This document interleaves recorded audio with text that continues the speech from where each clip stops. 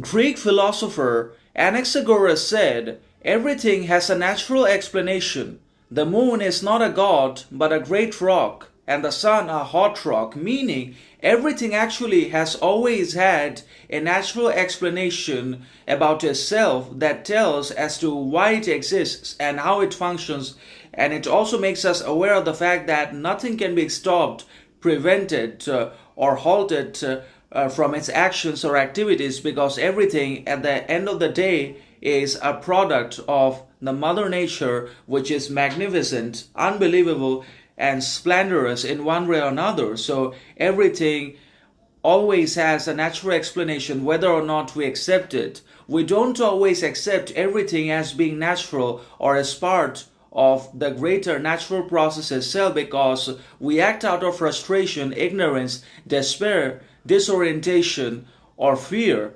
So we are ruled by the principles and laws of ignorance, frustration, desire, envy, jealousy, hatred, and so on and so forth, as a result of which we're never able to understand or become aware of the many great and beautiful things around us that are associated with nature and that exist because of nature itself and has a natural explanation connected with them.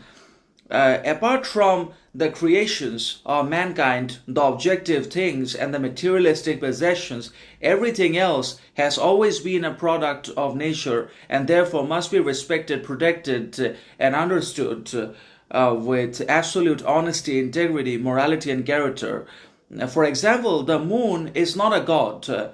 In ancient times and even in medieval periods, people used to confuse the moon with some kind of deity or divine entity that regularly needs to be worshipped and honored. Otherwise, they will unleash hell on us. But Copernicus and Galileo proved everyone wrong and said that the moon is actually a planet or an artificial creation of the earth itself that revolves around the earth, and the earth in turn revolves around the sun. And similarly, the sun is a hot rock and not a great god or a dangerous monster or some malevolent entity as ancient people used to think. And still in our society, some people think about moon and sun in these monstrous and godly terms because they are too religious to accept anything new. They believe in religion in an exaggerated and aggressive manner that obviously thwarts